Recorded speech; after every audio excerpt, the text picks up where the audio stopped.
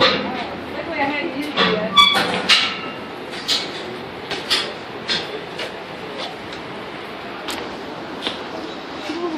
I want some. I just want to have the stuff in the ground to keep it from falling.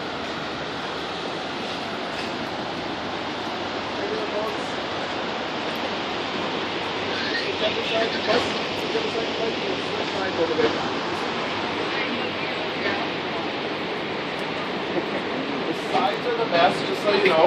The people in the center kind of stay in the center. So if you go down one of the sides, you'll switch sides all the way back. Okay.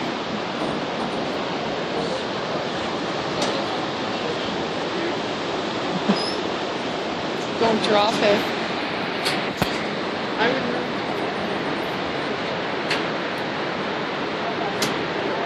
Alright guys, as we get started off here and disconnect from the dock, you will feel a small jump, so please hold on.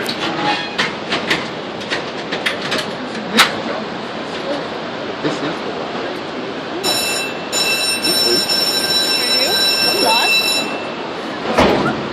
Alright, good afternoon folks. Welcome to the Whirlpool Aero Car. My name is Sean. I'll be your host for this crossing. Just so everybody knows, please keep 2 feet on the ground at all times.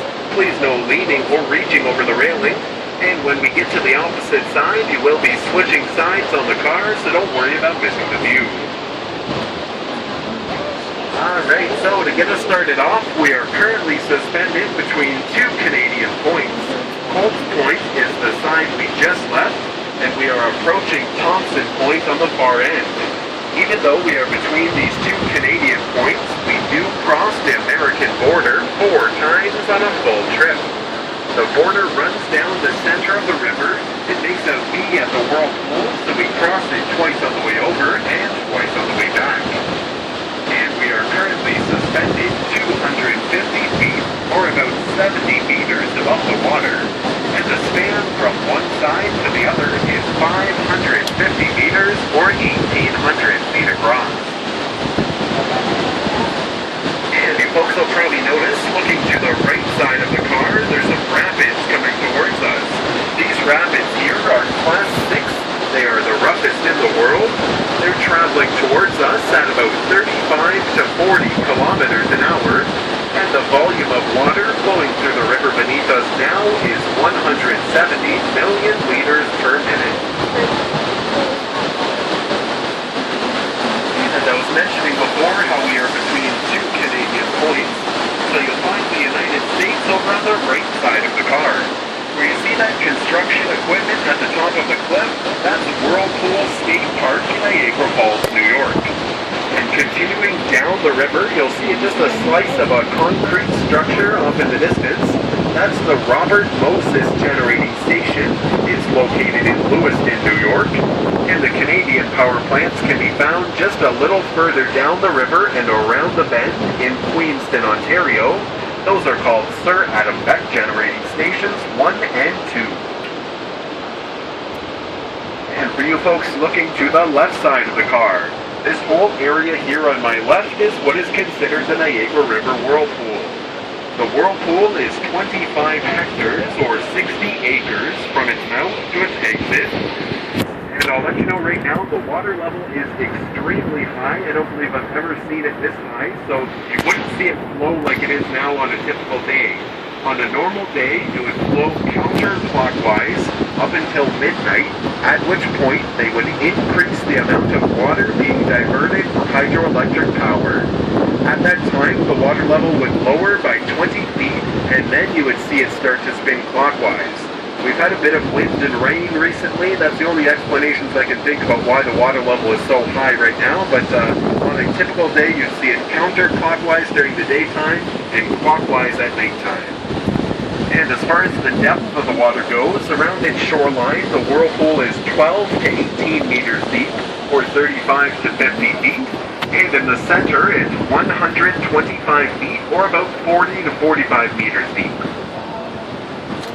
Alright folks, so we stop on this side very briefly, about 20 seconds or so I'm going to get you all to start changing sides for me now. Those of you on my right, you can head down towards me.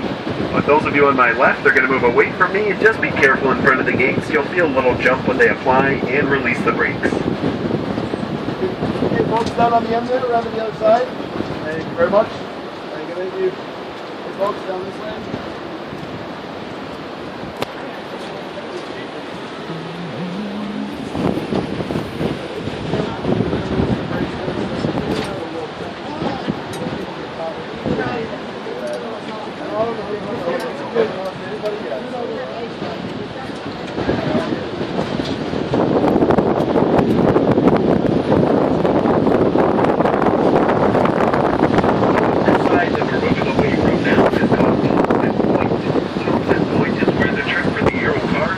Started out when we opened 99 years ago.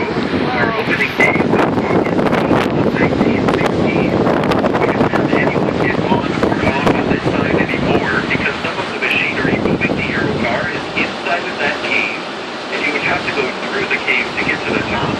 So they built the whole complex on the opposite side in the 1980s when the Niagara Parks Commission purchased this attraction to solve that problem. And one of the things we see just inside the mouth of the cave is our rescue car. You can kind of see the rescue car hanging down from the cable just inside the mouth of the cave there. It's a little car that holds 4 passengers and 1 operator. Well, we never had to use it aside from training. We do have an operator that pulls us back to the dock much faster than the rescue car. Okay, so you guys might notice a few fishermen and hikers on the Canadian shoreline on my right or the American shoreline on my left. And to be perfectly honest with you, there isn't much of a Canadian shoreline today because the water level is so high. But on a normal day, you'd be able to walk around the rim of the Whirlpool without being right in the trees there. On the Canadian side, they use the valley that you can see right across the Whirlpool. It comes down and ends at that small concrete pad at the water's edge. That valley has a little parking lot up top, a staircase about halfway down, and that just becomes a dirt trail down to the water's edge. Over on the American side, they use this hiking path you can see running along the water's edge. That pathway there was actually a railroad, so it still won't go down both sides, but it was closed down due to rock slides. So now that pathway is used just by fishermen and hikers when it starts way down at the power plant in Boston, New York. And the fishermen down below are catching smallmouth bass, rainbow trout, and salmon. And this valley that I was mentioning just across the Whirlpool is called St. David's Fork. The river used to flow right through that valley up until the last place they blocked the valley off and forced the river to turn in the right-hand direction we see today. The river heads out to Lake Ontario, and the St. Lawrence River, and eventually the Atlantic Ocean. The Niagara River is 35 miles long. It flows from south to north, and it makes it a border between Canada and the United States. And before we finish up, I'll just tell you a bit about the Aero Car real quick. They're suspended on 6 interlocking steel cables. All of the cables are 2.5 centimeters or 1 inch in diameter. We are powered by an electric 50 horsepower motor. We travel at 7 kilometers or 5 miles an hour, and we've been in operation for 99 years, opening up August 8, 1916. We have a perfect safety record, and we carry well over 10 million passengers. Alright guys, on behalf of the Niagara Parks Commission, I'd like to thank you all for riding the Aero Car. Upon reconnecting to the dock, you will feel a small jump. Please watch your step getting off the car. You folks will be exiting up the stairs to your left and through the turnstile. Thanks again very much, and enjoy the rest of your stay in Niagara Falls, Ontario.